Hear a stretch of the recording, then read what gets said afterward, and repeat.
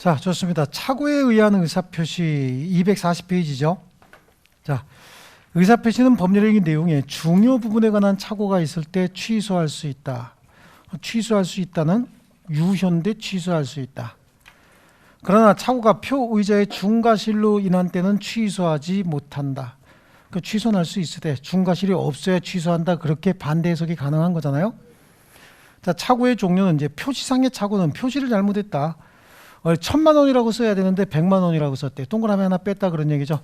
예, 이거 경제적 불이익이 생기네요. 이런 경우는. 그럼 이거는 취소할 수 있는 거예요. 그 다음에 내용의 착오 그래요. 내용의 착오는 뭐 파운드, 달러 뭐 그래서 영어로 썼다고 또 욕을 많이 먹었는데, 예, 그건 죄송하고 일단 호주에도 달러 쓰고 있죠. 예, 호주에서 한국 사람하고 미국 사람하고 거래를 하면서 5만 달러 이렇게 썼다는 거예요. 한국 사람은 호주에서 거래하니까 호주 달러로 생각을 했는데 미국 사람은 달러는 US 달러지 그래서 미국 달러로 생각했다는 거예요. 이러면 환가에 어떤 차이가 있죠. 그럼 금액의 차이가 생겨버리잖아요. 이걸 이제 내용의 차이다 이렇게 얘기를 해요. 그러니까 뭐 우리 돈으로 치면 5천만 원인데 3천만 원밖에 안 되는 경우도 될 수 있지 않습니까? 이런 게 법률행위 내용의 착오고요. 기간의 착오는 표시기간의 착오도 있고 전달기간의 착오도 있는데 이 표시기간의 착오는 표시상의 착오하고 똑같은 거예요. 아시겠죠? 그러니까 뭐 특별히 신경 쓸 건 없고 전달기간의 착오가 이제 문제가 되는데 전달기간의 착오는 착오가 아니고 의사표시는 정상적으로 잘 했어요. 그런데 그 의사표시를 들고 가서 전달하는 사람이 원래 놔야 될 때가 아니고 다른 데 갖다 놓은 거예요. 그러니까 예를 들어서 의사표시는 착오가 전혀 없는데 주소를 이렇게 썼어. 101동 102호 이렇게 썼다고. 근데 의사표시 들고 가는 사람이 수학에 미쳐있는 사람이에요. 그러니까 그 사람이 한국은 이거 분수 표시거든. 한국은 분수를 읽을 때 분모부터 읽죠. 그러니까 뭐라고 읽은 거야? 102동 101호 이렇게 읽은 거죠. 그래서 지금 여기 101동 102호 갖다 줘야 될 걸 102동 101호 갖다 줬다. 이게 이제 전달기간의 착오인 것이고 이건 착오의 문제가 아니죠. 표의자의 의사표시 내용에는 아무런 착오가 없는 거예요. 그래서 배달 사고 아니야. 자, 그래서 동그라미 2번 전달기간의 착오만 줄쳐놓으시고 맨 밑에 줄에 의사표시 부도달의 문제가 될 뿐 표의자 착오 문제는 발생하지 않는다. 그거 보이시죠? 그거 줄쳐놓으시면 되는 거고요.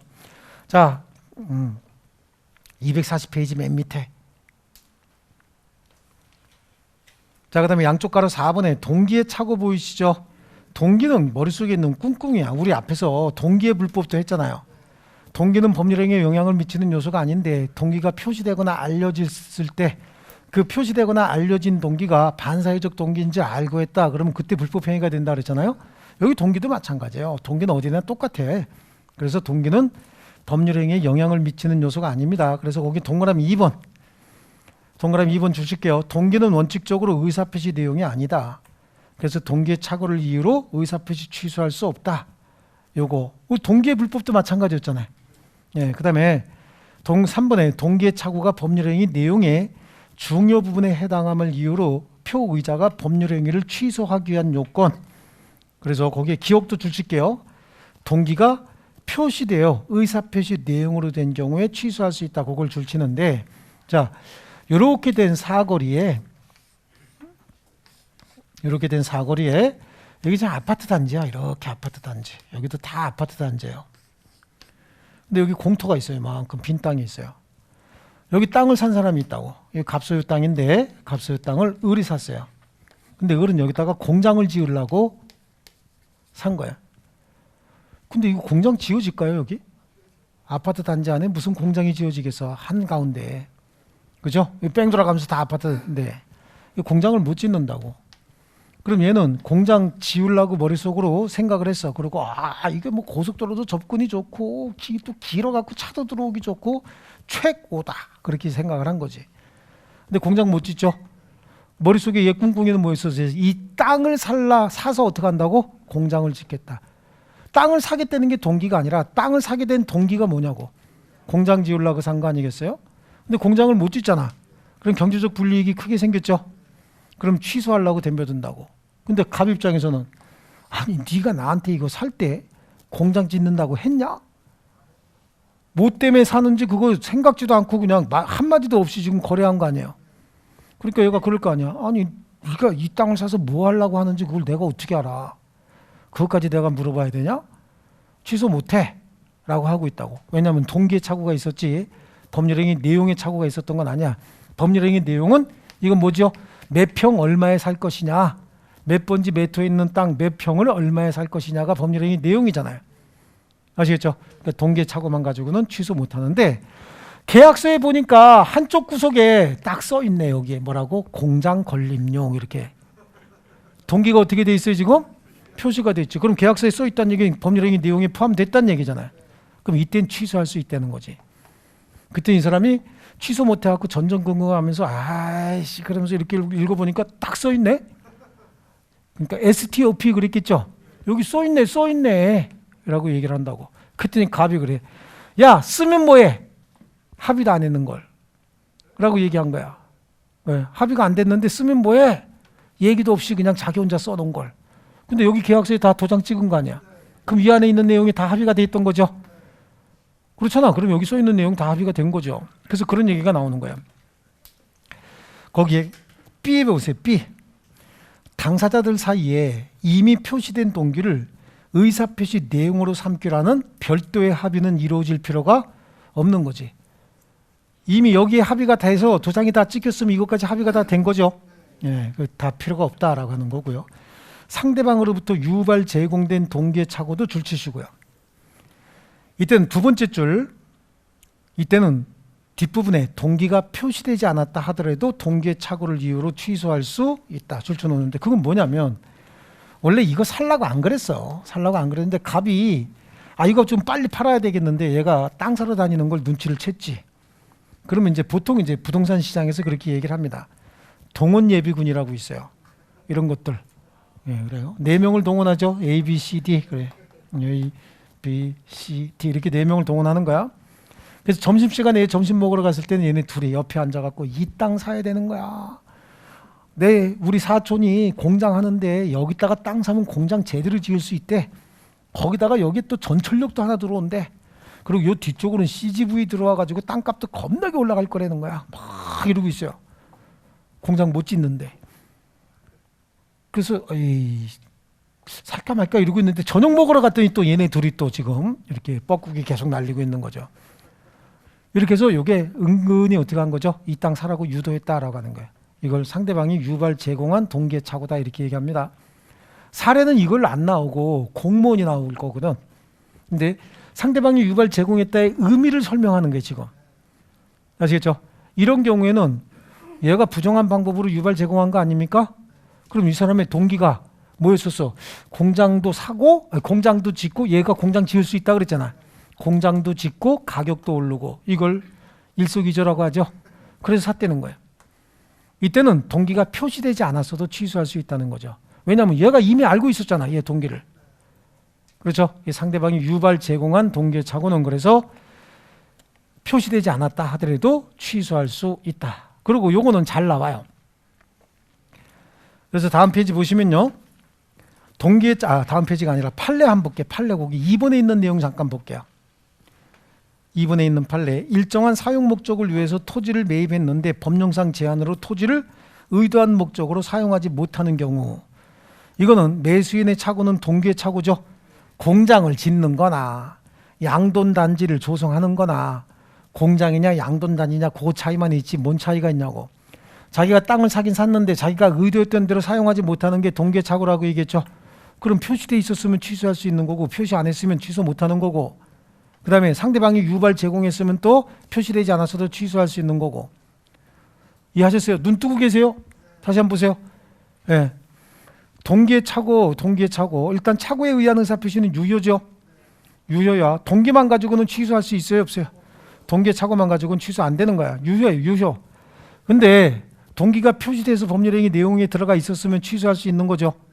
예? 그래요. 이때 그 표시되어 있으면 충분하고 별도의 합의까지는 필요 없다요.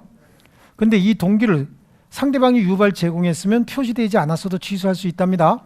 그럼 여기도 지금 연장해서 일정한 사용 목적을 위해서 토지를 매입했는데 법령상 제한으로 토지를 의도한 목적대로 사용하지 못하는 경우에 그 매수인의 착오는 동기의 착오에 불과하다.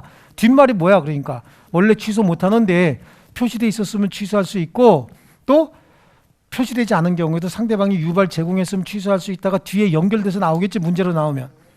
그럼 구체적인 사례가 공장 아니면 양돈 단지야. 양돈이 뭐예요? 돼지 키우는 거죠.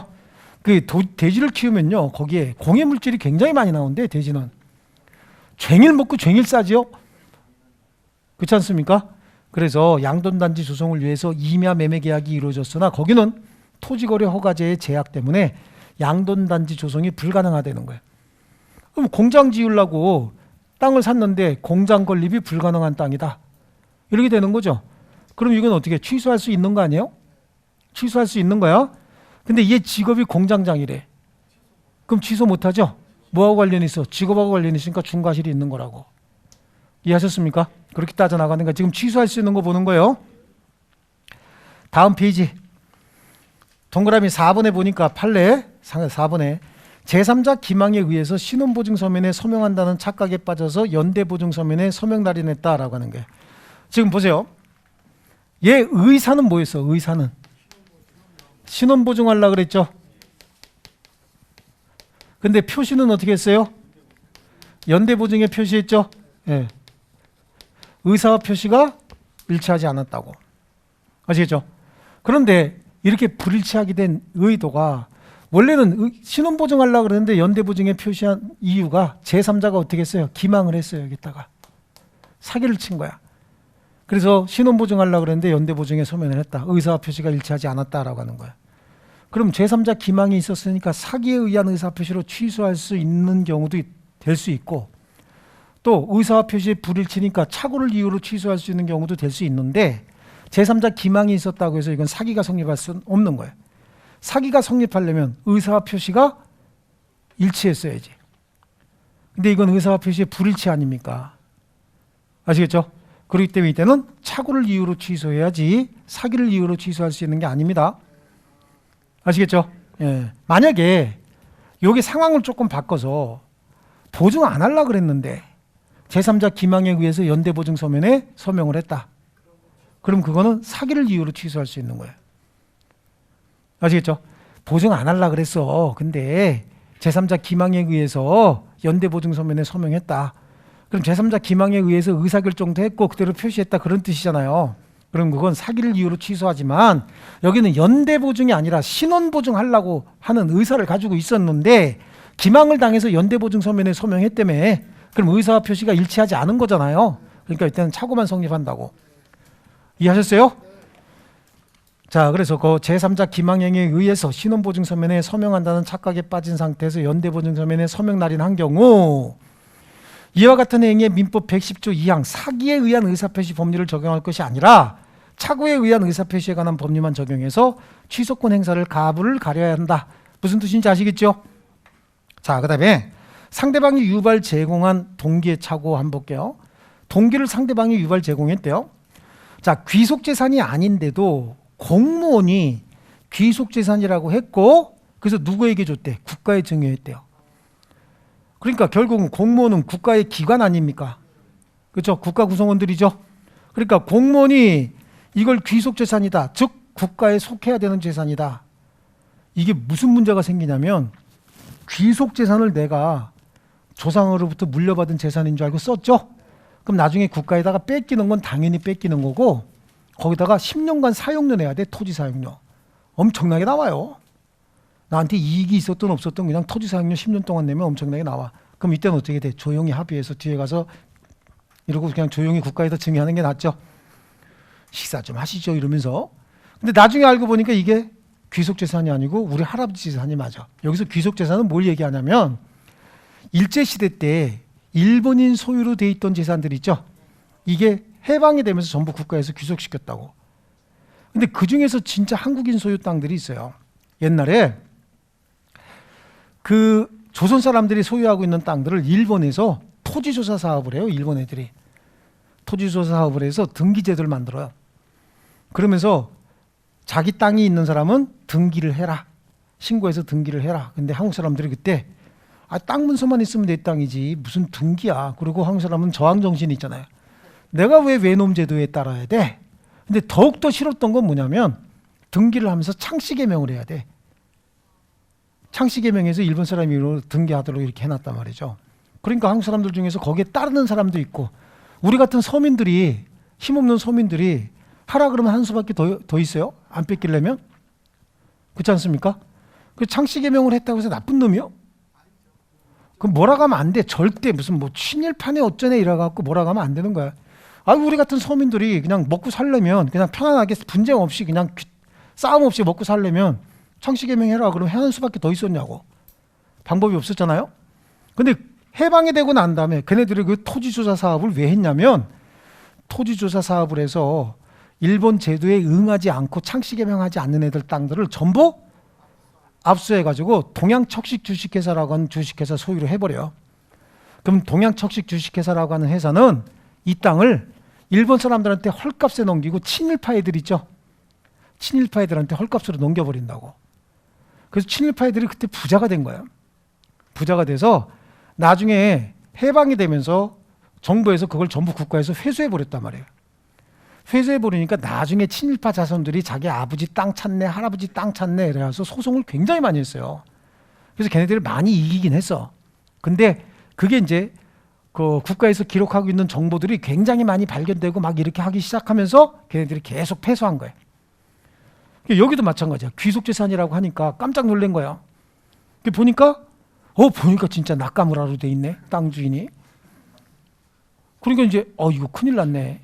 국가에다 얼른 증여했죠. 공무원 말을 믿고.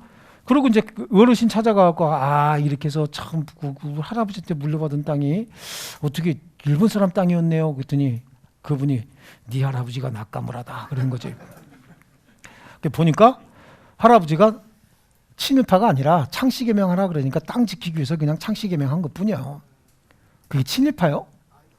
예, 그런 건 친일파 아니야. 괜히 프레임 씌워가지고 막 이렇게 끌고 나가서 막 사회적으로 그러면서 그렇지 친일파 아니야. 여러분도 마찬가지죠. 여러분도 재산이라도 지키려면 제도가 바뀌었다 그럼 거기 순응해야 되잖아요. 그게 나쁜 놈이요? 나쁜 놈 아니라고. 그러니까 이제 가갖고 어떻게 한 거야?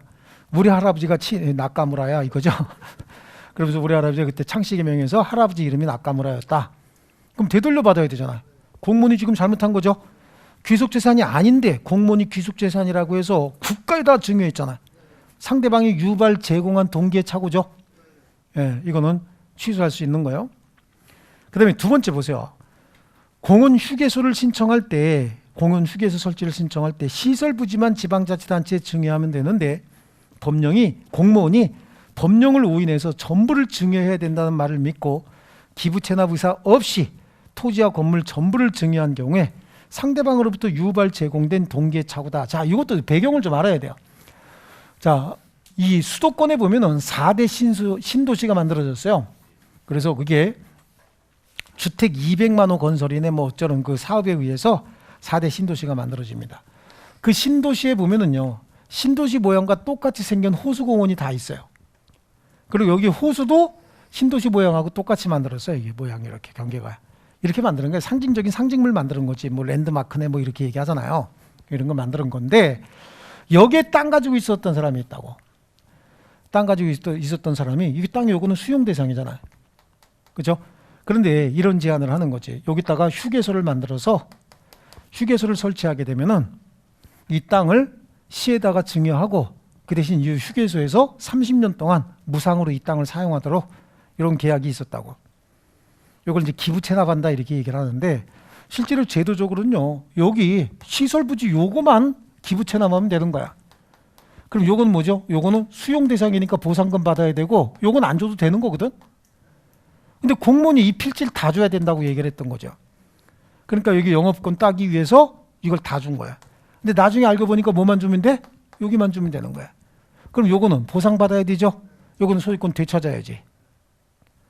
이해하셨어요? 왜 준 거야? 왜? 공무원이 여기서 휴게소 영업하려면 다 줘야 된다고 공무원이 지금 법령을 잘못 해석했죠? 이때는 상대방이 유발한 동기의 착오다라고 보는 거예요. 아시겠죠? 또 3번 보세요. 수용 대상에 포함되어 있다는 시공무원의 말을 믿고, 이 스키들 뭐하는 스키들이야 전부들. 그죠? 시공무원의 말을 믿고 협의 수용 절차에 응했는데 나중에 보니까 수용 대상이 아니래네. 그럼 그 협의 수용 절차에 응한 거 취소해버려야 되죠. 이건 동계착오를 이유로 취소할 수 있다. 그런 얘기예요. 자, 그 다음에 4번에 있는 판례는 채무자가 과거에 연체 사실이 없었다는 채권자 금융기관의 진술을 믿고 신용보증기금이 채무자와 금융기관 사이의 신용거래에 대해서 신용보증계약을 체결했다. 자, 보통 이제 보증보험이라든지 신용보증기금이라든지 이런 데서 보증계약을 체결할 때는 자, 금융기관이 있어요. 은행이 있고 갑이 은행으로부터 지금 뭘 받고 있는 거지? 대출을 받고 있는 거야. 대출 받을 때 대출에 대한 담보를 스스로 제공하면 되는데 담보가 없어. 그리고 얘는 기업을 하면서 나름대로 좀 사업이 번창할 수 있는 그런 기업인데 자본이 좀 없다. 그럼 은행으로부터 대출 받을 때 이걸 보증하는 기관이 있어요. 이게 신용보증기관이거든요. 신용보증기관에서 은행에다가 물어봐요. 얘한테 대출해 줄 때 신용정보 조회 이런 거에 관한 동의서를 다 받아 갖고 있는 애야, 여기는. 그럼 여기서 조회를 다 하거든. 다 하니까 일단 물어봅니다. 얘 신용 상태가 어때요? 라고 물어봤는데 은행에서 이거 조사해서 다 알고 있으면서 얘 신용 상태가 아주 빵이라는 거. 근데 해주고 싶었나 봐. 뭔가 좀 이렇게 엮여 있겠죠? 아니면 어쩌냐게 만나서 술을 많이 먹었다든지 뭐 그런 것도 있을 거 아니겠어요? 그러니까 해주고 싶었나 봐요. 그랬더니 특별한 일 없음이라고 해버린 거지. 그러니까 은행에서 대출해주는 은행에서 얘 신용 상태가 괜찮습니다. 라고 하니까 그래요? 그러면 신용보증기금에서 대출계약에 대해서 보증계약을 체결한 거지. 이 보증계약은 채권자와 보증인 사이의 계약인 거예요. 금전을 빌리는 계약은 채권자와 채무자 사이의 계약이지만 보증계약은 채권자와 보증인 사이의 계약인데 계약의 내용이 뭐냐면 얘가 대출금을 안 갚으면 내가 대신 갚겠다 라고 하는 내용이 계약인 거야. 돈을 빌리는 계약은 네가 얼마 빌려주면 내가 어떻게 갚을 거고 이자는 어떻게 주겠다라고 하는 계약이잖아요.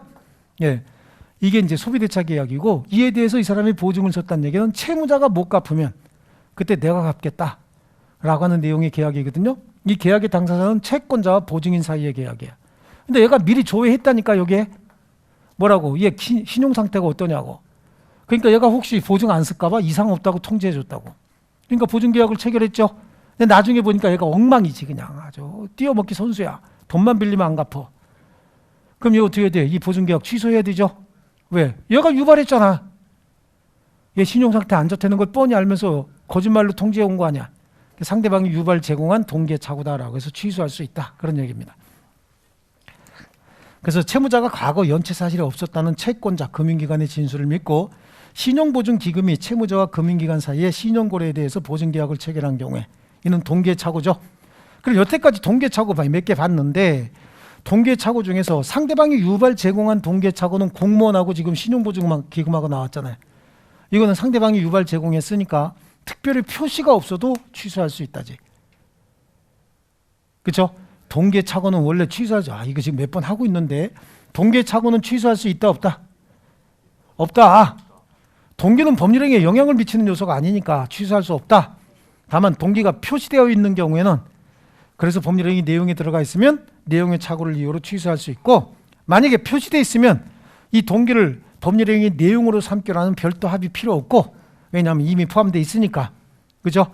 또 상대방으로부터 유발 제공한 동기의 착오는 별도의 표시가 없어도 취소할 수 있다. 여기 있는 거 다 상대방이 유발 제공한 동기의 착오잖아요. 아시겠죠? 예. 자, 법률의 착오는 이제 법 적용을 잘못했다라고 하는 거고요. 그 밑에 3번에 보니까 착오에 의한 의사표시를 취소하기 위해서는 중요 부분에 관한 착오가 있어야 되죠. 중요 부분에 관한 착오. 자, 중요 부분에 관한 착오는 동그라미 1번 두 번째 줄 뒷부분에 의사표시에 결정적 영향을 미친 착오가 있어야 된다. 그게 뭐야? 경제적인 어떤 문제겠죠. 그래서 동그라미 2번에 보면 그거 판례 짜증나는 판례 나와. 주관적인 요건 줄치지 마시고 듣기만 하세요.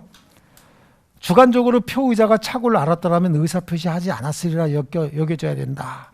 객관적인 요건 보세요. 객관적으로 그 법률행위 내용이 된 착오는 일반인이 표의자 입장에 섰더라면 그와 같은 표시하지 않았으리라 여겨질 정도로 중요한 부분이어야 한다. 하여튼 잡히면 죽여버릴 거야, 그죠? 뭐 이런 얘기를 해. 디귿에 있는 내용 줄치면 되는 거예요. 경제적 불이익이요. 표의자가 무슨 경제적 불이익을 입은 것이 아니라면 법률행위 내용의 중요 부분에 관한 착오가 있다고 볼 수 없다. 줄쳐 놓으시고요. 입증 책임 그래. 그럼 착오가 있다는 얘기는 뭐야? 취소하겠다는 얘기 아니에요? 맞아요? 착오가 있었다는 얘기는 취소하겠다 그 얘기죠. 그렇기 때문에 입증 책임 착오가 존재한다는 것. 에듀윌 유료 회원만의 명품 교수 서비스.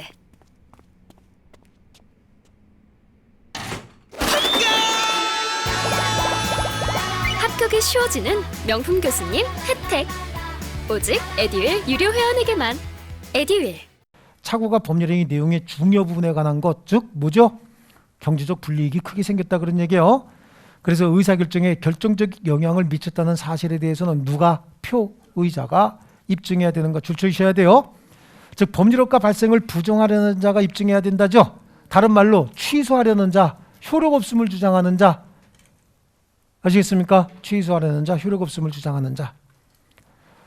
자, 밑에 판례 볼게요. 사람의 동일성에 관한 착오, 그래. 중요 부분에 관한 착오를 판단하는 기준 보는 거예요. 사람의 동일성은 중요 부분이 될 수도 있고 안 될 수도 있어요. 법률행위 종류에 따라 달라.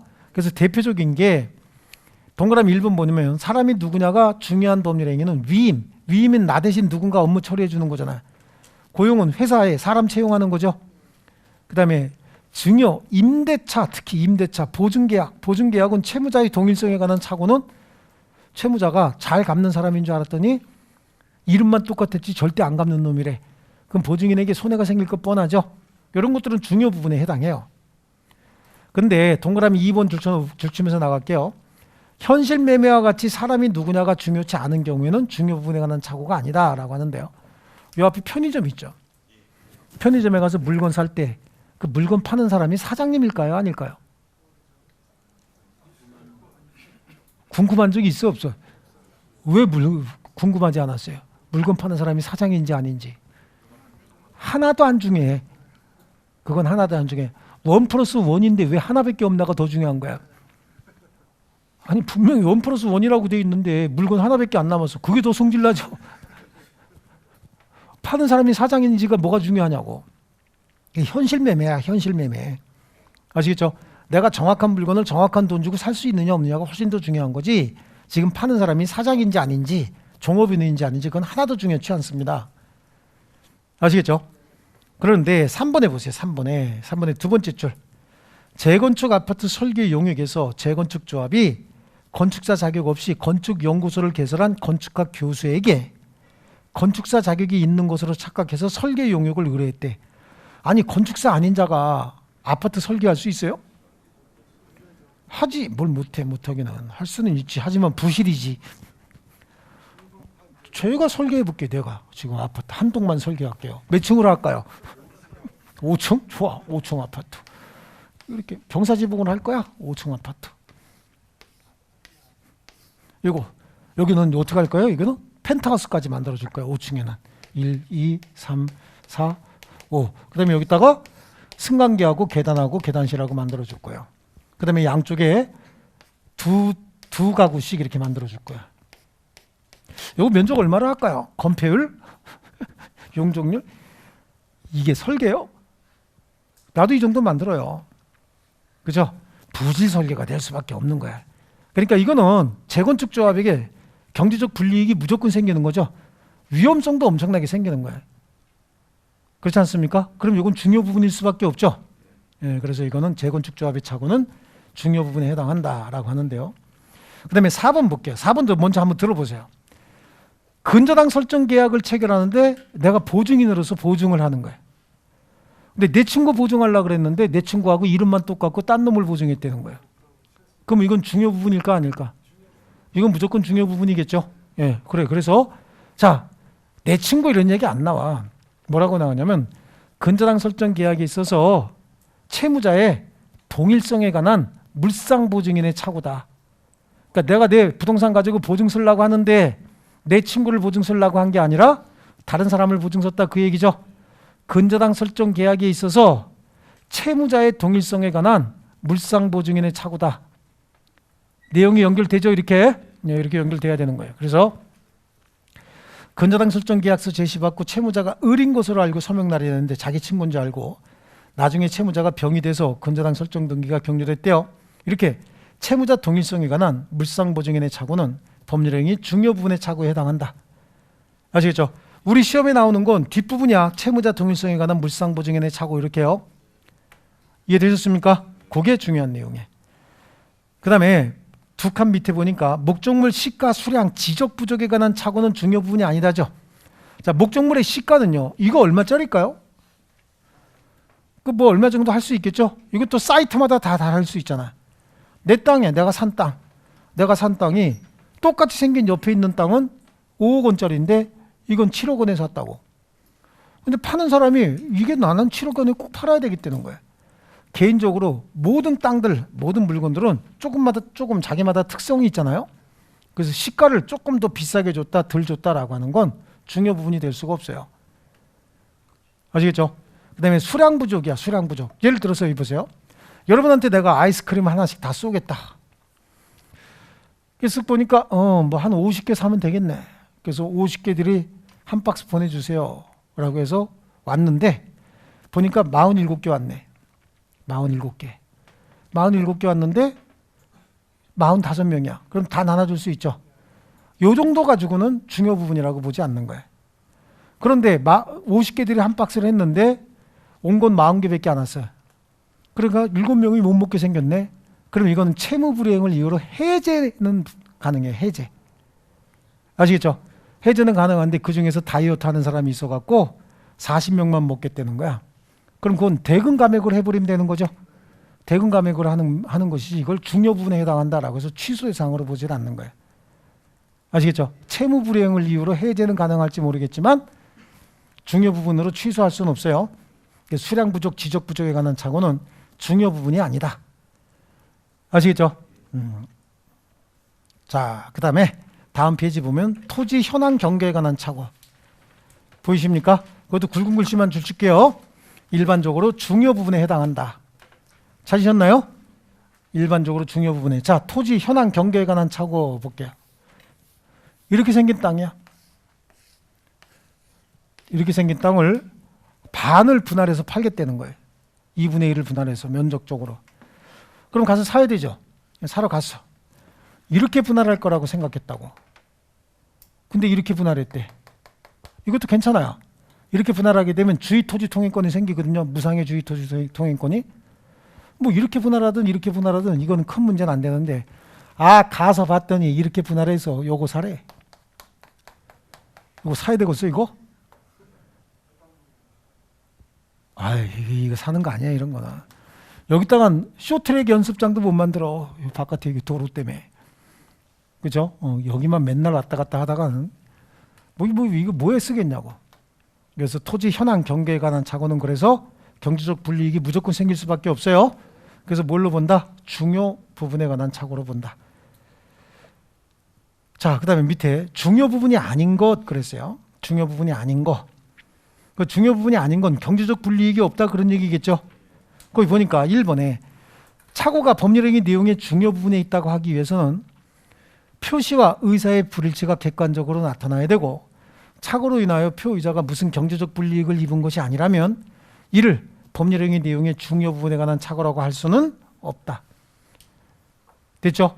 그 다음에 나머지는 2번 같은 거는 줄치지 말고 한번 읽어볼게요. 2번은 자, 제 설명 하나 들어보세요. 보증계약을 체결했다. 아니면 물건을 사기로 했다. 가압류가 없는 줄 알고 물건을 사기로 했는데 가압류가 있다는 거야. 그럼 경제적 불이익이 굉장히 크게 생기죠. 가압류 등기가 있다는 거예요. 이거 큰일 났네. 근데 가압류가 말소가 돼버렸대. 그럼 경제적 불이익 하나도 없죠. 이건 중요 부분이 될 수가 없지. 경제적 불이익이 있어야 중요 부분인 거예요. 아시겠죠? 주로 이제 이런 식으로 형성돼서 나오니까 이건 읽어보면 알게 돼 있어요. 그런데 거기 있는 3번에 있는 내용은 부동산 매수인이 대출받아서 잔금을 지급하기로 한 잔금 지급 계획에 관한 착오도 중요 부분이 아닌 거예요. 아시겠습니까? 그 왜 아니냐? 여러분 느낌에 중요 부분일 것 같은 느낌이 딱 들죠? 잔금 못 줬대. 자기 계획이 잘못돼서. 자, 이게 뭐냐? 갑하고 을이 갑소유 토지에 관해서 매매 계약을 체결했어요. 5억에.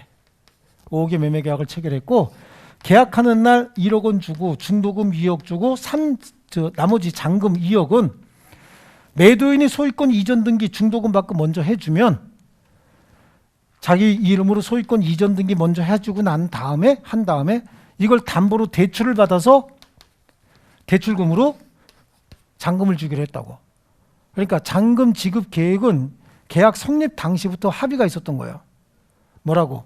내가 5억의 매매 계약 체결하면서 계약금으로 1억 원 주고 중도금 2억 원을 주면 네가 나한테 소유권 이전 등기 먼저 해주면 내가 이걸로 대출을 받아서 내 이름으로 된 걸 대출을 받아서 나머지 잔금 2억 원을 주겠다라고 합의가 있었다고. 그죠? 근데 나중에 소유권 이전 등기 받아서 대출 신청을 했더니 이 사람이 옛날에 PCS 요금을 미납한 게 있는 거야. PCS가 뭔지 아세요? 핸드폰 옛날. 지금 모바일 셀룰러폰 하고 그때 같이 있었던 거 있었잖아요. 018, 016 이런 거 없고. 그죠? 그 요금을 아니 실제 판례가 그래. 그 요금을 미납한 게 있었단 말이에요. 38,000원인가. 미납한 게 있었다고. 이것도 신용불량이 걸려요. 그러니까 대출이 돼, 안 돼? 안 된다고. 이거는 금액이 작기 때문에 변제하게 되면 뭐 6개월 안에 신용이 회복이 된다고 하더라고. 금액이 적어서. 그래도 6개월 안에 잔금 못 주는 거잖아, 이거. 그렇죠? 그러면 잔금 지급 계획에 관한 착오가 생겼죠. 이건 중요 부분이다, 아니다? 얘 중요 부분이 아닌 거야. 왜 아니야? 아니지. 얘는 지금 손해가 하나도 없죠. 지금 얼마짜리 받았는데? 5억 원짜리 받았잖아요. 잔금을 얘한테 안 주면 얘한테 손해가 생길지 모르지만 왜 얘한테는 아무 손해가 없죠? 얘한테 무슨 손해가 있대? 지금 아직 3억 원밖에 안 주고 5억 원짜리 받아놨는데 경제적 불이익이 없잖아, 얘한테는요. 그래서 이거는 중요 부분이 아닌가. 얘가 취소 대상은 아니에요. 그럼 얘는요? 아니지. 채무 불이행을 이유로 계약을 해제 대상이지 취소 대상이 아니라니까. 아시겠죠? 채무 불이행을 이유로 계약을 해지하는 건 몰라. 그건 얘가 하는 거야, 얘가. 아시겠습니까? 얘한테는 경제적 불이익이 있습니까, 없습니까? 없는 거야. 얘는 채무 불이행을 주장해서 계약 해지를 할 수 있어도. 그러니까 이거는 중요 부분에 관한 착오가 아닌 거야. 취소 대상이 아니에요. 취소하려면 어떻게 해야 되는데 중요 부분에 관한 착오, 경제적 불이익이 있어야 되죠. 자, 그거 이렇게 보시고요. 자, 그 다음에 5번도 보세요. 5번도 주채무자의 차용금 반환 채무를 보증할 의사로 공정증서에 연대 보증인으로 서명 날인했는데 그 금액이 5억이야. 5억. 5억을 보증할 의사로 연대 보증 서면에 서명 날인했는데 공정증서가 차용금이 아니라 기존의 그 구상금 채무에 대한 준소비 대차 계약이었대요. 말이 좀 어렵죠? 예, 복잡한데 가만히 생각해보면 이제 복잡할 것도 하나도 없어요. 이거 복잡한 거 아니야. 자, 여기서 볼게요. 얘네 둘이 5억 원을 얘한테 빌린다고 얘가 보증계약을 체결한 거예요. 돈을 빌린다고, 차용금이라고. 보증계약을 체결했는데 금액은 5억 원인데 차용금이 아니라 기존의 구상금이었다는 거지. 금액은 똑같아요. 5억 원. 그럼 얘한테 어차피 보증 얼마 하는데 5억 하는 거지. 명목이 빌린 돈이냐 아니면 원래 기존에 갚아야 될 돈이냐 그 차이만 있지. 금전적인 차이가 없어요. 그럼 보증인한테 손해가 있나요? 없지. 어차피 얼마 보증 쓴 거야? 5억 보증 쓴 거예요. 빌린 돈이냐 아니면 기존에 갚아야 될 돈이냐 이 차이만 있는 거잖아요. 중요 부분에 해당하려면 뭐가 있어야 되는데 경제적 불이익이 있어야 되는데 금액이 같다면 경제적 불이익이 얘한테 생긴 게 없죠. 그래서 거기 보니까 다시 한번 읽어보세요. 주채무자의 차용금 반환 채무를 보증하려고 그랬대. 그게 얼마짜리라고요? 5억짜리야. 그래서 서명 날인했는데 공정증서가 주채무자의 차용금이 아니라 기존의 구상금 채무였다는 거. 그건 얼마짜리인데? 5억. 금액은 똑같아. 그러니까 경제적 불이익이 있어요, 없어요? 없다. 그러니까 이거는 중요 부분이 아니다. 취소 못한다는 얘기야. 어차피 5억 보증 쓰려고 했던 겁니다. 자, 그 다음에 밑에 있는 매매 목적물이 누구 소유에 속하는가는 중요 부분이 아니다. 되셨나요? 그래서 매매 목적물이 타인 소유임을 알지 못했다 하더라도 매매 계약이 중요 부분에 관한 착오가 있다고 볼 수 없다. 타인 물건의 매매는 유효입니까? 무효입니까? 유효죠. 매도인이 이행하기로 한 날까지 소유권 이전 등기 받아서 이전해 주면 되는 거죠. 그래서 타인 물건에 대한 매매는 취소 대상이 아닙니다. 그런데 임대차 계약의 목적물이 반드시 임대인 소유일 것을 계약으로 특별히 정했다는 거예요. 이런 경우가 아니면 착오를 이유로 임대차 계약을 취소할 수 없다. 그러니까 임대차 하면서 임대인이 누군지는 임대인이 목적물의 소유권이 꼭 있어야 된다라고 계약으로 정했는데 임대인이 소유권도 없이 계약을 체결했대. 그때는 임대인에 대한 착오, 사람에 대한 착오라고 해서 그건 취소할 수 있어요. 아시겠죠? 근데 이제 임대인 입장에서는 임차인의 직업이 뭐냐, 임차인이 어떤 사람이냐, 이것도 중요 부분이에요. 임대인 입장에서는. 근데 임차인 입장에서는 임대차 목적물이 임대인 소유냐 아니냐라고 하는 건 중요 부분이 아닌 거예요. 임차인 입장에서는. 임차인은 사용 수익하면 되는 거 아니에요? 그렇죠? 계약의 내용대로 사용 수익 제공만 받으면 되는 거야. 목적물의 소유권이 반드시 임대인에게 있어야 된다, 그런 건 아닙니다. 아시겠죠? 타인 물건에 대한 임대차 유효입니까? 무효입니까? 유효라고 했죠. 예, 근데 임대차 계약 체결하면서 계약서에 임차인이 요구한 내용이 임대인에게 목적물의 소유권이 있어야 된다라고 특별히 정했는데 그 소유권이 없는 임대인이 임대차했다. 그럼 그때 취소할 수 있다는 거예요. 아시겠어요? 근데 임대인 입장에서는 아무 얘기하지 않았어도 임차인이 상가 빌려주면서 이거 뭘로 하실 거죠? 그때 얘 조그마한 사업합니다 라고 얘기했대요. 조그만 사업하는 줄 알았더니 얘가 사업이 굉장한 사업이야. 노름판이야. 범죄 목적으로 사용하고 있다. 그러면 그건 임대차 취소 사유예요. 전부 다. 그죠? 술집을 하는데 그냥 술집이 아니라 막 이렇게 뭐 매춘 같은 거 하는 그런 술집이다. 그건 다 취소 사유예요. 이해하셨습니까? 잘못하면은 범죄 소구를 제공하는 그런 그 어떤 간접적으로 범죄를 지원하는 그런 일이 돼버릴 수가 있어요. 혹시 여러분 기억하시나요? 전에 뭐 어떤 그 가수 어떤 분이 가지고 있는 건물에 룸사롱이 들어왔는데 그 룸사롱에서 막 매춘 같은 거 해가지고 그 사람도 굉장히 곤란했던 적이 있었죠. 예? 그래서 그 임대차 계약 취소 사유에 해당하는데 취소를 안 했어. 알고도 취소를 안 했기 때문에 처벌받은 거예요. 아시겠어요? 예. 자, 좋습니다. 뭔 얘기만 하면 척척척척 다 나오네. 그래서 관심이 많았나 봐. 자, 좋습니다. 그 다음에 다음 페이지. 표의자에게 뭐가 있어야 돼? 중대한 과실이 있어야 된다라고 하는데, 중대한 과실이 없어야 된다는 얘기죠. 중대한 과실이 있으면 취소할 수 없고 중대한 과실이 없으면 취소할 수 있는 거예요. 그러면 거기 중대한 과실을 인정한 사례에 A에 보세요. 기억에 A 찾으셨나요? 중대한 과실을 따질 때 가장 중요한 게 뭐라 그랬어요? 직업. 표의자의 직업, 법률행위 종류, 목적, 비춰, 보통 요구되는 주의를 현저히 결여하게 된 것. 그러니까 내가 내 직업과 관련된 일을 판단하면서 내 직업과 관련된 일은 내가 조금만 신경 쓰면 알 수 있는 거거든요. 근데 그걸 신경 안 썼다 그런 얘기예요. 그래서 B에 보니까 공장을 경영하는 자가 누가? 공장을 경영하는 자가 새로운 공장을 건립할 목적으로 토지를 매수함에 있어서 토지상의 공장 건축이 가능한지 여부를 관할관청이 알아보지 않았대요. 그럼 이건 중대한 과실이 될 수밖에 없죠. 자, 그럼 아까 우리 사거리에 있는 땅을 산 사람이 공장 지으려고 땅을 샀네. 근데 거기다 계약서에다가 공장 짓겠다고 미리 얘기는 안 했어요. 근데 보니까 이거 공장을 못 짓게 생겼네. 그러니까 가서 취소하려고 들죠. 그럼 임대인이 취소 못한다 그러지. 네가 언제 나한테 얘기했어? 그랬더니 진짜 얘기는 안 했는데 이거 큰일 났네. 그러다 보니까 한쪽 구석에 써 있었다 그랬죠. 그러면 동기가 표시됐으니까 취소하겠습니다 라고 한다고. 그럼 취소되면 이제 매도인 입장에서는 정말 재수도 없이 그냥 자식이 안 샀으면 딴 데 팔았을 텐데. 그래서 알았어 그럼 계약금 돌려줄게. 그리고 계약서 찢으려고 딱 그러면서 근데 당신 뭐 하는 사람이야? 라고 물어보죠. 공장장입니다. 그럼 안 찢어도 된다는 얘기야.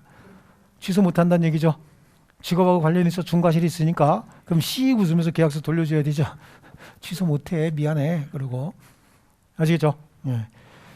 자, 그 다음에 중대한 과실이 아닌 경우 그랬어요. 중대한 과실이 아닌 경우 가장 많이 나오는 게 B에 있는 내용이야. 부동산 중개업자가 다른 점포를 매매 목적물로 잘못 소개해서 매수인이 목적물을 매수했다는 거예요. 이게 전문가의 말을 믿었다. 자, 부동산 중개업자는 부동산 중개에 있어서 대한민국 최고의 권위자야. 아시겠죠? 자, 아파트 관리에 있어서는 최고의 권위자가 누구야? 관리소장이야. 관리소장. 변호사보단 관리소장이 아파트 관리 더 잘하는 거예요. 아시겠어요? 부동산 거래에 있어서는 중개업자가 최고의 권위자죠. 전문가의 말을 믿었다. 그럼 무조건 중과실 없다. 아시겠습니까? 전문가의 말을 믿으면 중과실 없어요. 자, 그러면 위에 있는 자신의 골동품 식별 능력을 과신한 나머지 그랬어요. 그거만 가지고 그거 보세요. 자신의 골동품 식별 능력을 과신했다는 얘기는 얘는 전문가 아니란 뜻이죠. 그죠? 예. 진품이 아닌 고려총자를 진품으로 믿고 매수했대요. 중과실 없는 거죠? 직업하고 관련이 있어 없어? 없다 그런 뜻인 거예요. 중과실 아니다 얘기하고 있는 거예요. 그럼 누가 입증하냐? 중대한 과실이 있다는 입증 책임은 취소하지 못하게 하려는 자가 입증하는 거죠. 왜냐하면 중대한 과실이 있다는 얘기는 취소할 수 있다는 거예요, 없다는 거예요? 중과실이 있다는 얘기는 취소할 수 있다는 겁니까, 없다는 겁니까? 없다는 거지. 그러니까 중대한 과실이 있다는 왜 떠드는 거야? 취소 못하게 하려고 떠드는 거잖아요. 그죠? 그래서 이는 중대한 과실이 있다는 입증은 취소하지 못하게 하려는 상대방. 그럼 상대방은 취소하지 못하게 하려면 유효를 주장하는 자 아니에요? 그죠? 그럼 유효를 주장한다는 얘기는 법률행위 효력이 있다라고 주장하는 자잖아. 굉장히 다양한 방식으로 표현이 됩니다. 자, 그 다음에 4번에 보니까 표의자에게 중대한 과실이 있다고 해서 언제나 취소할 수 없는 것은 아니다. 즉 다수설과 판례에 의하면 상대방이 표의자의 착오를 알면서 이를 이용한 경우에는 표의자에게 중과실이 있더라도 그 의사표시를 취소할 수 있다라고 얘기하는 거예요.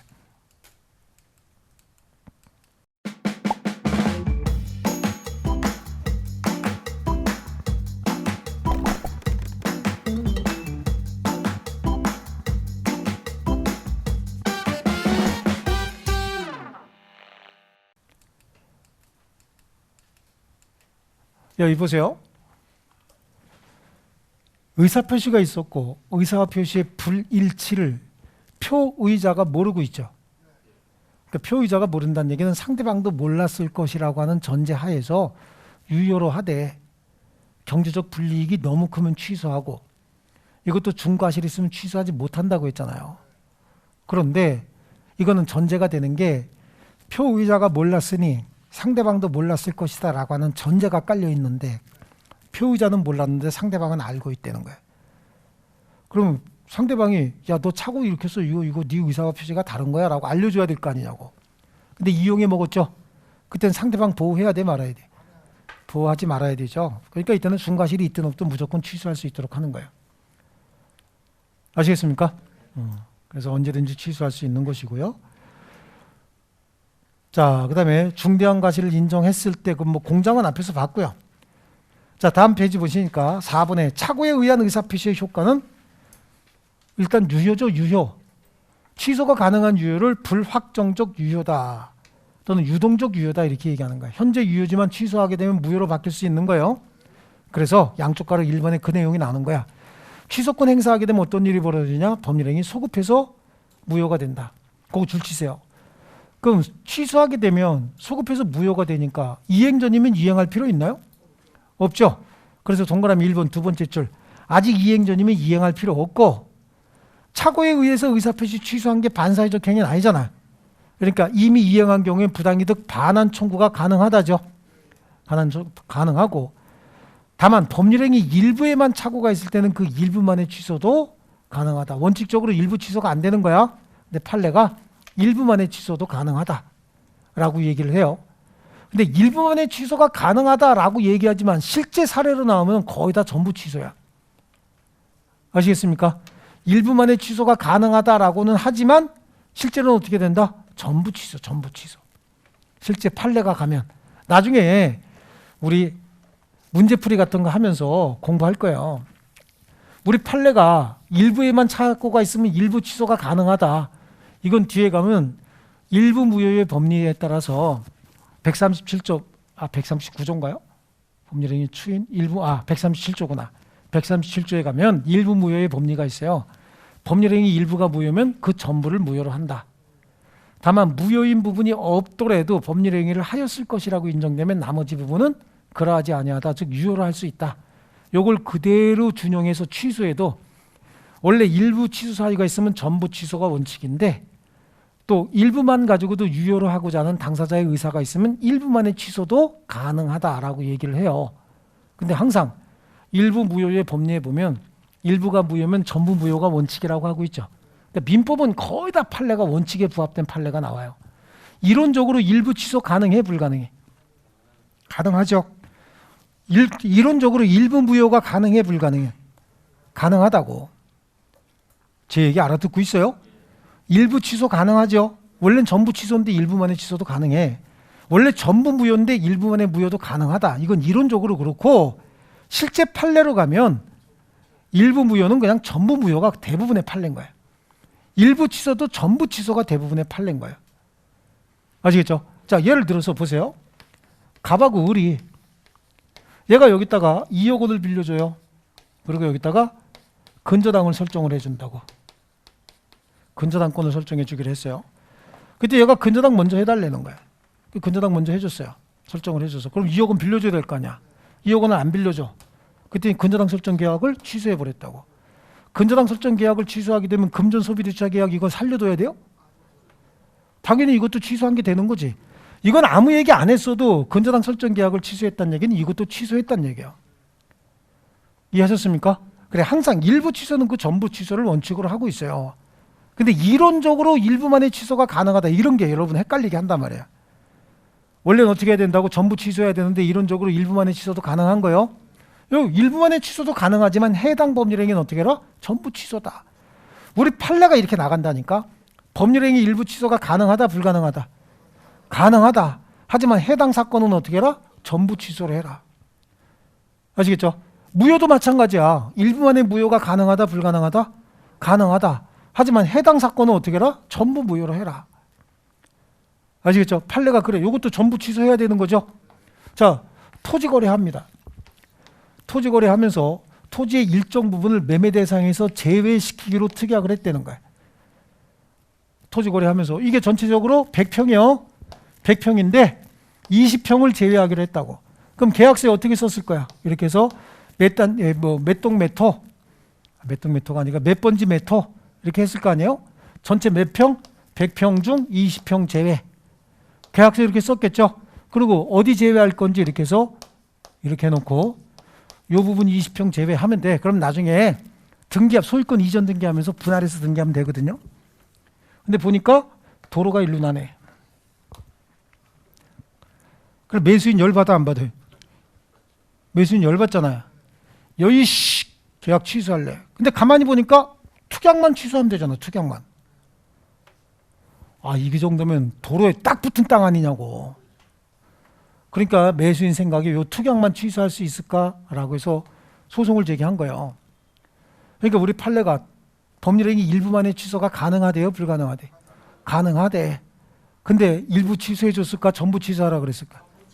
전부 취소하라 그랬다니까. 그래, 우리 판례는 하나하나 구체적으로 공부하지 않아도 원칙적으로 일부 취소가 불가능한 건 아니지만 해당 사건은 전부 취소해라가 거의 90% 이상이라고. 아시겠죠? 예. 그래, 그러면서 뭐라고 얘기하냐면 이 부분을 매매 계약을 체결하면서 이 부분을 매매 대상에서 제외했다 하면 이 부분에 대해서는 매매가 없었던 거니까 매매가 있었어야 취소할 거 아닙니까? 그러니까 이 특약만 취소할 수 없다. 근데 내가 볼 땐 이거 전부 법률행위의 일부니까 일부만에 취소해 주려면 이것도 취소해 줄 수 있는데 원칙이 뭐라 그래서 전부 취소라 그랬잖아요. 그러니까 원칙을 고수하기 위해서 그런 법리를 만들어낸 거라고. 이해하셨습니까? 예, 잘 나오는 판례입니다, 이게. 그 나중에 우리 문제풀이 할 때 나올 거예요, 이거. 뒤에 가면 무효 취소 있죠? 거기서 한번 나올 겁니다. 자, 그 다음에 양쪽 가로 3번 보세요. 착오에 의한 의사표시를 취소하게 되면 표의자에게 손해배상 책임이 발생하느냐, 이런 문제가 발생을 하는데, 자, 보세요, 한번. 착오에 의한 의사표시를 취소했어요. 착오를 이유로 취소했어. 얘기 듣고 있죠? 그럼 착오를 이유로 취소했다는 얘기는 109조에서 얘기하는 내용의 중요 부분에 관한 착오가 있었겠네. 그죠? 그 다음에 표의자에게 중과실이 없었겠네. 109조에서 얘기하는 대로. 그러니까 취소가 가능했을 거 아니야. 이게 법을 위반한 건가요? 법에 정한 대로 한 거죠. 위법이 아니야 일단은. 왜냐하면 109조에서 착오를 이유로 취소하기 위한 요건은 내용의 중요 부분 중과실 없으면 할 수 있다고 정해놨죠. 근데 문제는 내가 착오를 이유로 의사표시를 취소하니까 상대방에게 엄청나게 큰 손해가 생긴 거예요. 그럼 취소할 수 있어요 없어요? 있어요. 착오를 이유로 취소할 수 있느냐 없느냐는 109조에 내용의 중요 부분에 관한 착오가 있고 표의자에게 중과실 없으면 취소할 수 있다고 109조에 정해놨지 상대방의 손해 여부는 한마디도 언급이 없잖아요. 그렇죠? 우리 이거 재단법인에서도 한번 하고 왔어요. 똑같은 내용을. 그래서 상대방의 손해가 있든 없든 취소할 수 있어요. 그 대신 그건 손해배상은 합니까 안 합니까? 손해배상도 안 한다고. 왜요? 위법성이 없는데 취소한 것 자체가 위법행위가 아니잖아요. 아니니까 착오를 이유로 의사표시를 취소했고 그로 인해서 상대방에게 손해가 생겼다 하더라도 손해배상할 의무는 없다는 거예요. 이해하셨죠? 예, 그래서 양쪽 가로 3번 동그라미 1번 두 번째 줄에 보니까 민법 제109조에서 중과실이 없는 착오자의 착오를 이유로 한 의사표시 취소를 허용하고 있는 이상 착오를 이유로 취소한 것이 위법하다고 할 수는 없다. 그죠? 그래서 동그라미 2번으로 가면 따라서 착오를 이유로 의사표시가 취소된 경우에 그로 인해서 상대방에게 손해가 발생한 때에도 표의자는 불법행위를 이유로 손해배상 책임을 지지 않는다. 이해하셨습니까?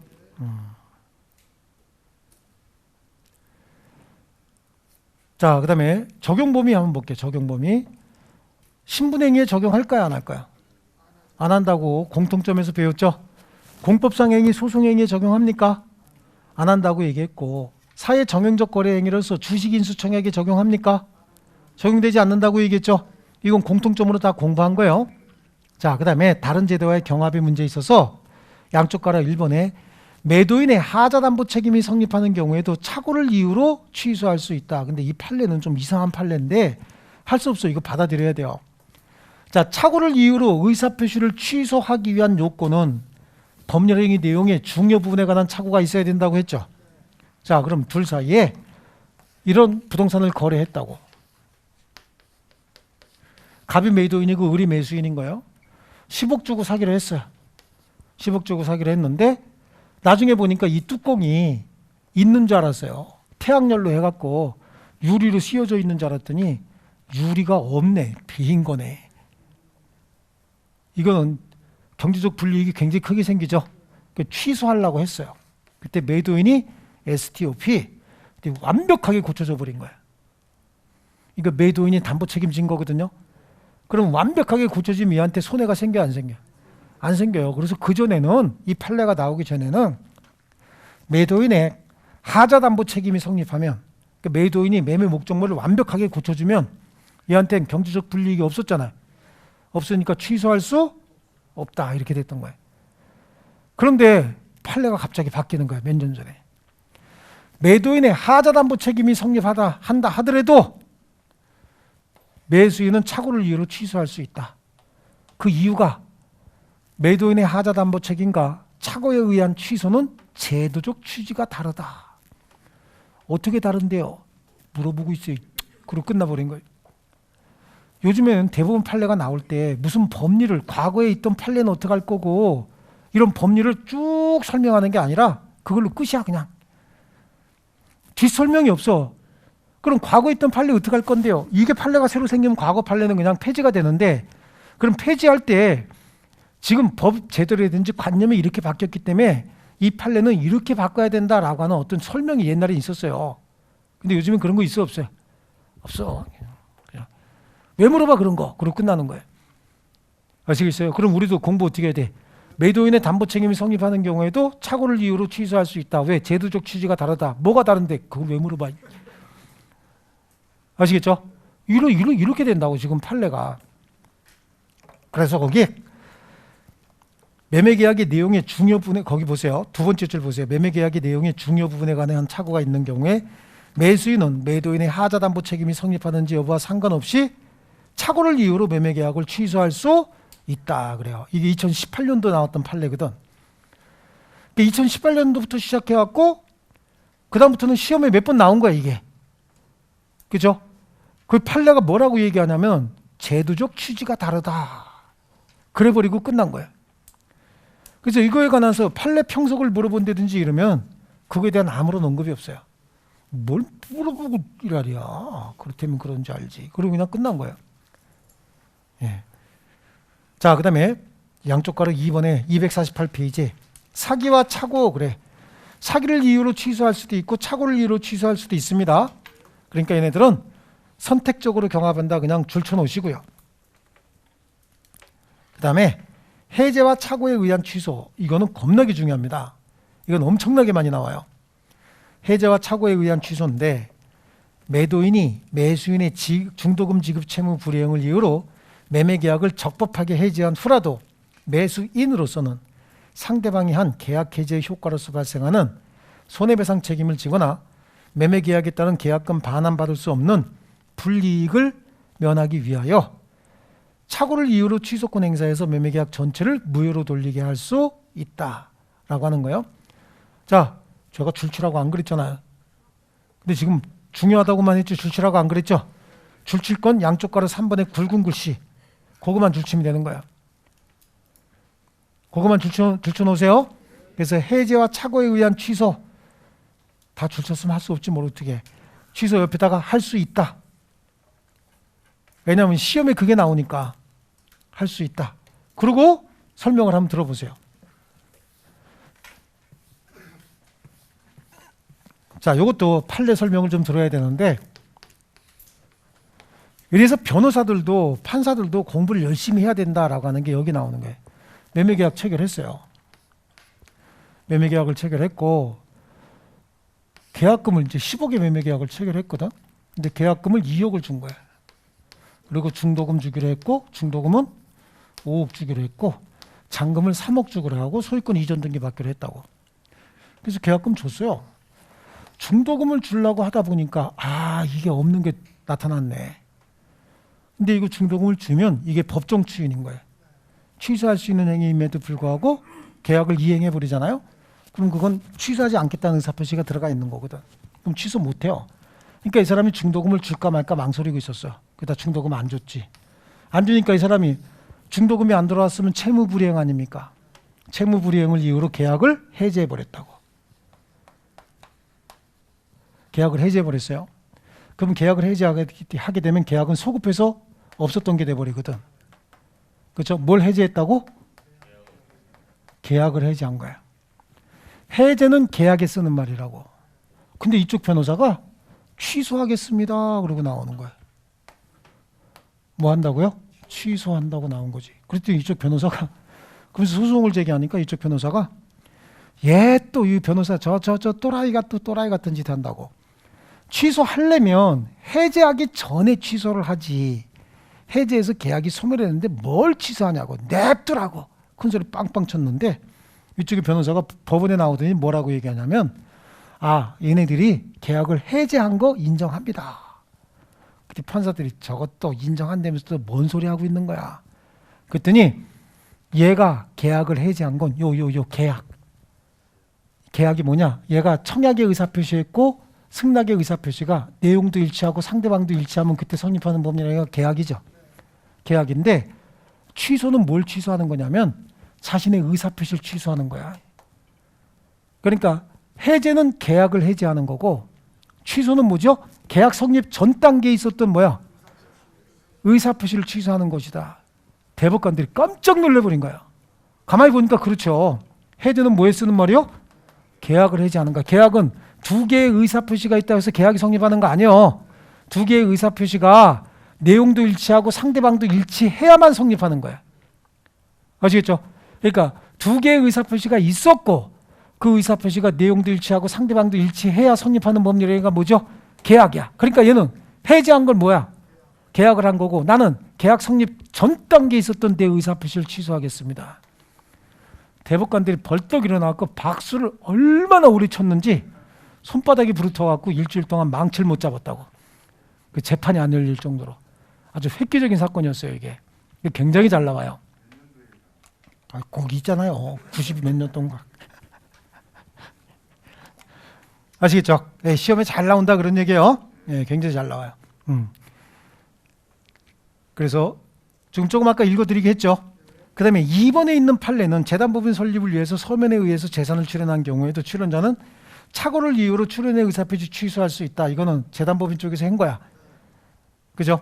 그 다음에 화해계약과 착오. 원래 화해계약은 착오를 이유로 취소할 수 없어요. 원래 화해계약은. 이게 뭐냐면 우리 둘이 싸웠어. 싸워서 서로 다쳤다고. 다쳤는데 둘이 악수하면서 에이 우리 화해하자. 그리고 서로 손해배상 청구하지 말자. 라고 했대요. 근데 집에 가다 보니까 후회가 돼. 왜? 나는 한 대 때렸는데 저는 나 3대 때렸거든. 그렇다고 가서 취소 못하는 거야. 화해계약은. 아시겠죠? 이미 화해했죠? 네. 그런데 원래 화해 대상이 아닌데 화해 대상인 줄 알고 화해계약을 했대. 그건 취소해야지. 그렇죠? 그리고 이 사람하고 화해해야 되는데 잘못 알고 이 사람하고 화해했대. 이것도 취소해야 되죠. 아시겠습니까? 그래서 뭐 이건 중요한 건 아니야. 그래서 화해계약은 원칙적으로 취소할 수 있다 없다? 없다. 그러나 화해 당사자, 다른 사람하고 화해했다 그런 얘기예요. 당사자의 자격 또는 화해의 목적이 된 분쟁 이외 사항의 착오. 그러니까 원래 화해 대상이 아닌데 분쟁 대상이 아닌데 분쟁 대상인 줄 알고 화해계약 체결했다. 그럼 그건 취소할 수 있다는 얘기예요. 거기까지만 그냥 보시면 되고. 그러면 109조 착오에 의한 의사표시는 취소할 수 있다라고 하는 건 강행 규정일까요? 임의 규정일까요? 이건 임의 규정이야.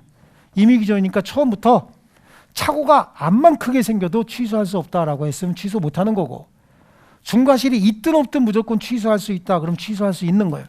임의 규정이니까 당사자 합의로 얼마든지 달리 정할 수 있어요. 그래서 7번에 취소권 배제의 합의는 유효다. 이해되셨습니까? 자, 우리 25의 기출문제 한번 보세요. 25의 기출문제. 착오에 관한 의사표시에 관한 설명으로 옳지 않은 것은 그랬죠. 자, 1번 보세요. 매도인이 매수인의 채무 불이행을 이유로 매매계약을 해지한 후에도 착오를 이유로 취소할 수 있습니까? 없습니까? 있다죠. 이거 엄청 중요한 거라 그랬죠. 두 번째, 물건의 하자로 매도인의 하자담보 책임이 성립하는 경우에 매수인은 매매계약 내용의 중요 부분에 관한 착오가 있어도 취소할 수 있다 없다? 매도인의 하자담보 책임이 성립해도 매수인 취소할 수 있다 그랬죠. 왜? 제도적 취지가 다르다고 얘기했잖아요. 뭐가 다르냐고 물어보면 그렇죠. 그렇게 물어보고 있어요. 그리고 끝난다 그랬어요. 네. 최근에 태도가 이래. 이게 참 큰일입니다. 그 다음에 시가에 관한 착오는 중요 부분입니까? 아닙니까? 아니라고 했죠. 중요 부분 아니고. 그 다음에 상대방이 착오를 알고 이용했대요. 그럼 중과실이 있어도 취소할 수 있는 거죠. 그 다음에 합의로 착오에 의한 의사표시 취소하지 말자고 할 수 있어요? 없어요? 있죠. 무조건 취소하자고는 할 수 있는 거야. 다 임의 규정이니까. 이해하셨습니까? 자, 그 다음에 쉬었다가 하자 있는 의사표시 하겠습니다. 주택관리사 합격! 에듀윌 합격 패스!